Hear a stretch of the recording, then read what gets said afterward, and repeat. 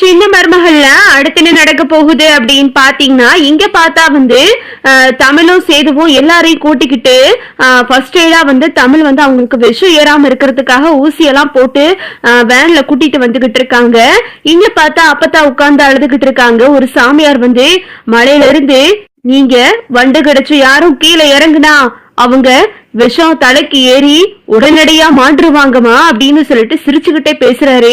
இது யாரு அப்படின்னு சொல்லிட்டு எல்லாரும் பார்க்கும்போது அங்க உள்ள மக்கள்லாம் சொல்றாங்க, இவரு சாதாரண சித்தர் இல்லாமா, இவர் சொல்றதெல்லாம் அப்படியே பழிக்கும், இவரே நடக்க போறத சொல்லக்கூடியவரு அப்படின்னு சொல்லிட்டு அவங்க சொல்லவும் உடனே அப்பத்தான் அதை கேட்டுட்டு அழுக ஆரம்பிச்சிடுறாங்க. என்ன சாமி இப்படி சொல்றீங்க, அப்போ அவங்க மலையில இருந்து கீழே இறங்க கூடாதா அப்படின்னு சொல்லிட்டு அங்க அப்பத்தான் அழுதுகிட்டு இருக்காங்க.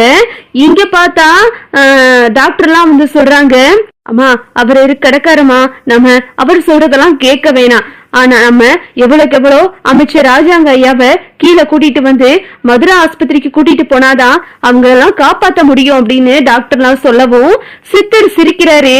நான் சொன்னதெல்லாம் உண்மை, பிள்ளைகளோட உயிர் வேணும் அப்படின்னா மலையில இருந்து இறங்க விட்டுறாததாயி அப்படின்னு அவர் சொல்லிக்கிட்டு இருக்காரு. இதை கேட்டதுமே அப்பத்தா அடியே நீ உடனடியா சேதுவுக்கும் தமிழுக்கும் போன போடுடி அப்படின்னு அப்பத்தா கத்துறாங்க. அப்பத்தா கத்தவும் இங்க பார்த்தா மலர் போன் பண்ணி, தமிழே ஒரு நிமிஷம் தமிழே, நீங்க வண்டியில இருந்து யாரும் இறங்கிறாதீங்க, அப்பதான் உங்ககிட்ட பேசணுமா அப்படின்னு சொல்லிட்டு அப்பத்தா தமிழ்கிட்ட போன் பண்ணி பேசுறாங்க. அடியே தமிழே யாரும் இறங்கிறாதீங்கயா, மலையில இருந்து இறங்குனா வண்டு கடிச்ச உங்களுக்கு விஷம் தலைக்கு ஏறி செத்து போயிருவாங்களா, உடனடியா நீ யாரும் இறங்க விட்டாத மலையில இருந்து நீங்க வந்த இடத்துக்கே திரும்பி போயிருங்க அப்படின்னு அப்பத்தா சொல்லவும் இதை கேட்டுட்டு சேதுவும் தமிழும் அதிர்ச்சி ஆயிடுறாங்க. என்ன மாச்சு சொல்றீங்க அப்படின்னு. ஆமாட்டி தமிழே, நீ உடனடியா வண்டியை திருப்பி அந்த பங்களாவுக்கே கூட்டிட்டு போய் எல்லாத்தையும் பாதுகாப்பா வை அப்படின்னு அப்பத்தா சொல்லவும் அந்த வண்டி அப்படியே நின்றுது. இங்க பார்த்தா ராஜாங்கத்துக்கிட்ட சொல்றாங்க.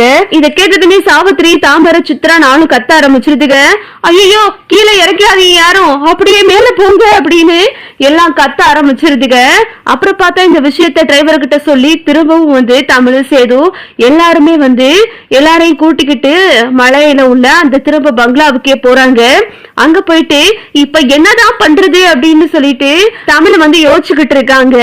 அப்புறம் பார்த்தா இங்க சாமியார் கிட்ட நம்ம அப்பத்தா கேக்குறாங்க, சாமி நீங்க மலையில இருந்து இறங்க கூடாதுன்னு வேற சொல்லிட்டீங்க, அப்போ எங்களோட உசுரை எப்படி காப்பாத்திக்கிறது அப்படின்னு சொல்லிட்டு அப்பத்தா சாமியார்கிட்ட கேக்குறாங்க.